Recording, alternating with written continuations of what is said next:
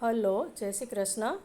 આજે આપણે હિંડોળાની ચમરી, જે આપણે હિંડોળામાં ચમરી લગાવીએ છીએ, એ મોતીની ચમરી બનાવી રહ્યા છીએ. એના માટે આપણે બેંગલ લેવાની છે અને બેંગલને પછી આવી રીતના વસ્ત્રથી કવર કરી દેવાની છે. તો એવી રીતના કવર કરી દેશું અને એ પછી એની ઉપર આપણે લગાવવાનો એ મોતીનો પટ્ટો તૈયાર કરીએ છીએ. આ રીતના મોતીનો પટ્ટો તૈયાર કરીશું.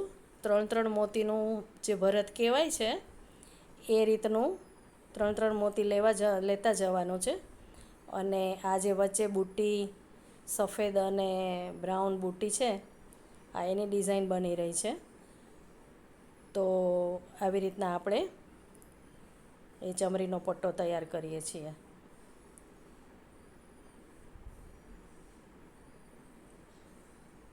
જો આવી રીતના પટ્ટો તૈયાર થશે અને એ પટ્ટાને પછી આપણે જે પેલો બેઝ બનાવ્યો છે, જો આ બેઝ છે એની ઉપર આપણે લગાવી દીધો છે. એટલે એ જે ચમરીનો ઉપરનો જે પટ્ટો છે એ થઈ ગયો. અને હવે આપણે નીચે એના લટકણ બનાવશું. આ આપણે મેઇન એક એ તૈયાર થઈ ગયો. હવે આપણે લટકણ બનાવીએ છીએ. તો એના માટે આપણે સફેદ મોટા મોતી લીધા છે અને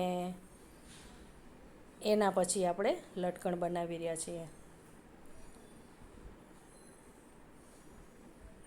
આવી રીતના ગણી અને સમાન અંતરે આવી રીતના લગાવતા જવાનું છે. એટલે એક ધારા એક સરખા ગેપમાં આવી રીતના ઝુમર તૈયાર થશે. બસ જો આવી રીતના ટાંકા પકડાવી દેવાના એટલે ફિટ થઈ જાય. અને પછી આવી રીતના જો ફરતા આવી રીતના આપણે આવી રીતના લટકન તૈયાર કરીએ છીએ. હવે આ લટકન તૈયાર થઈ જાય એ પછી એ જે વી શેપ પડે છે એની વચ્ચે એક નાના લટકન બનશે. એના માટે આ નાના લટકન બનાવી રહ્યા છે. તો આ આપણે સિંગલ કલરના જ બનાવીએ છીએ.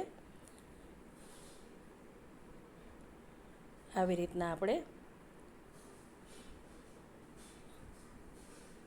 બસ આવી રીતના જો ફિટ કરી લેવાનું છે એટલે લૂઝ ના પડે. અને ફરતા આવી રીતના એક એક વી શેપની અંદર એક એક લટકણ એવી રીતના આપણે બનાવીએ છીએ.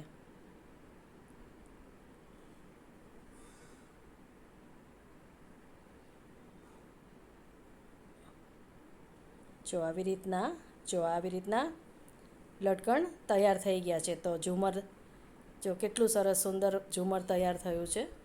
અને ઉપર પછી આપણે ટીંગાળવા માટે, લટકાવવા માટે જો આવી રીતના એક રિંગ લગાવી દેવાની છે અને વ્હાઈટ મોતીથી આવી રીતના તૈયાર કરી દેવાનું છે. તો આપણે હિંડોળાના સાજ માટે મોતીની ચમરી તૈયાર છે. જય શ્રી કૃષ્ણ.